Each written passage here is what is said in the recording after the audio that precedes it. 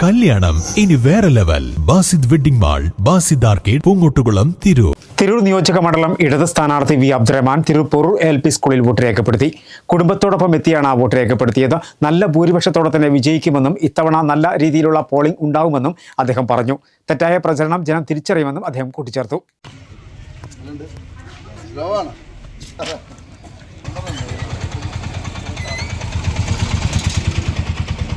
രാവിലെ 7:45 മന്ത്രി കൂടിയായ ഇടത് സ്ഥാനാർത്ഥി വി അബ്ദുറഹ്മാൻ വോട്ട് രേഖപ്പെടുത്താനെത്തിയത്. തിരൂർ പൊറൂരിലെ അദ്ദേഹത്തിന്റെ വീടിനോടടുത്തുള്ള പൊറൂർ LP സ്കൂളിലാണ് 57 നമ്പർ ബൂത്തിൽ അദ്ദേഹം വോട്ട് രേഖപ്പെടുത്തിയത്.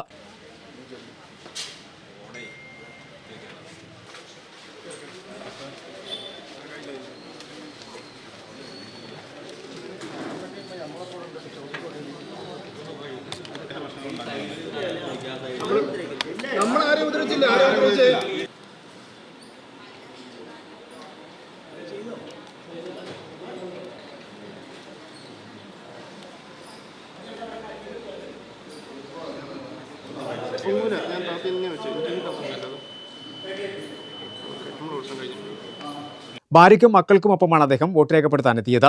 നല്ല ഭൂരിപക്ഷത്തോടെ തന്നെ വിജയിക്കുമെന്നും ഇത്തവണ എല്ലായിടത്തും പോളിംഗ് ശതമാനം കൂടുമെന്നും അദ്ദേഹം പറഞ്ഞു. ഇടതുപക്ഷ ജനാധിപത്യ മുന്നണി വീണ്ടും അധികാരത്തിൽ വരുന്നതിൻ്റെ എല്ലാ സൂചനകളും നമുക്ക് ലഭ്യമായിട്ടുണ്ട്.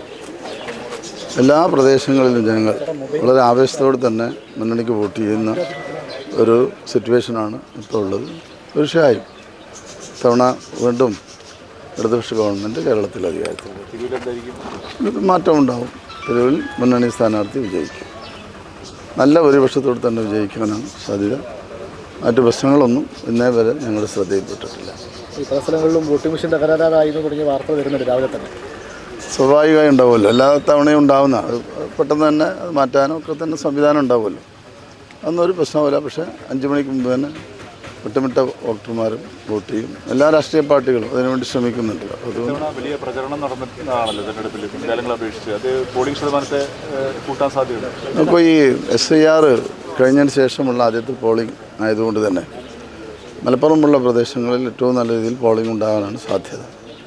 പക്ഷേ ഇതിൽ വരുന്നൊരു പ്രശ്നം പ്രവാസികളായ വോട്ടർമാർക്ക് കൂടുതൽ ആളുകൾക്ക് എത്തിച്ചേരാൻ കഴിയാത്തതുകൊണ്ടുള്ള ഒരു പ്രശ്നമാണ്. അതിൻ്റെ ഒരു പോളിംഗ് ശതമാനത്തിൻ്റെ കുറവ് മലപ്പുറം ജില്ലയിൽ നല്ല രീതിയിൽ അനുഭവപ്പെടും. അതിന് വലിയ സാധ്യതയുണ്ട്. കാരണം കൂടുതൽ പ്രവാസികളും തിരൂരിലാണല്ലോ. അതുകൊണ്ട് തന്നെ എനിക്ക് തോന്നുന്നു പ്രവാസികളുടെ കുറവ് ഒരു 10 മുതൽ 10% അല്ലെങ്കിൽ 10% വരുന്ന വോട്ടിങ്ങിനെ ബാധിക്കാൻ സാധ്യതയുണ്ട്. കാരണം പലർക്കും എത്തിപ്പെടാൻ കഴിഞ്ഞിട്ടില്ല. അത് നേരത്തെ വന്ന ആളുകളാണ് ഇപ്പോൾ പ്രവാസികളായിട്ട് ഇവിടെ ഉള്ളത്.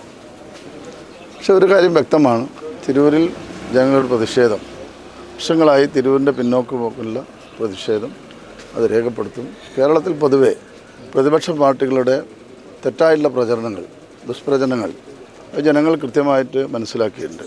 കൃത്യമായ ഒരു രാഷ്ട്രീയമോ അല്ലെങ്കിൽ നയപരമായ ഒരു കാര്യമോ അല്ല അവർ മുന്നോട്ട് വെക്കുന്നത്. ഇപ്പോൾ വികസന കാര്യം തന്നെ ചർച്ച ചെയ്യാൻ പോലും പലപ്പോഴും അവർ തയ്യാറായിട്ടില്ല. ഈ തെരഞ്ഞെടുപ്പിൽ നമ്മൾ കണ്ട ഏറ്റവും പ്രധാനപ്പെട്ട കാര്യം വികസന കാര്യങ്ങൾ ചർച്ച ചെയ്യാനോ അല്ലെങ്കിൽ രാഷ്ട്രീയം ആയിട്ടുള്ള കാര്യങ്ങൾ, കേരളത്തിൻ്റെ നിലനിൽപ്പുമായി ബന്ധപ്പെട്ട കാര്യങ്ങളോ ചർച്ച ചെയ്യാൻ ഇവരാരും ചർച്ച ചെയ്ത് കണ്ടിട്ടില്ല. നമ്മളെവിടെയും കണ്ടില്ല. വിവാദങ്ങളിൽ നിന്ന് വിവാദങ്ങളിലേക്ക് പോകാനാണ് പ്രതിപക്ഷ കക്ഷികൾ കേരളത്തിൽ ശ്രമിച്ചിട്ടുള്ളത്. അത് വലിയ തിരിച്ചടിയാണ് അവർക്ക് നേരും. പക്ഷേ തിരൂർ പോലുള്ള സ്ഥലങ്ങളിലൊക്കെ തന്നെ വലിയ ഇതിൽ അപവാദ പ്രചരണങ്ങൾ, കള്ളപ്രചരണങ്ങൾ വലിയ രീതിയിൽ നടന്നിട്ടുണ്ട്. അത് തന്നെ ഒരു ട്രെയിൻഡ് ഗ്രൂപ്പ്, പരിശീലനം ലഭിച്ച ഒരു ഗ്രൂപ്പ് മാതിരിയാണ് അവർ ആ കാര്യങ്ങളൊക്കെ ഇവിടെ ചെയ്യേണ്ടത്. അപ്പോൾ ഇതൊന്നും ജനങ്ങൾ അംഗീകരിക്കുന്നില്ല. ജനങ്ങൾ ആഗ്രഹിക്കുന്നത് ഞങ്ങളുടെ നാടിൻ്റെ വികസനം, ഞങ്ങളുടെ നാടിൻ്റെ ക്ഷേമ പ്രവർത്തനങ്ങൾ അത് ഏറ്റവും നല്ല രീതിയിൽ നടക്കണമെന്നാണ് ആഗ്രഹിക്കുന്നത്. തീർച്ചയായും അതിന് അനുകൂലമായിട്ടുള്ള സാഹചര്യം ഇന്ന് കേരളത്തിലുണ്ട്.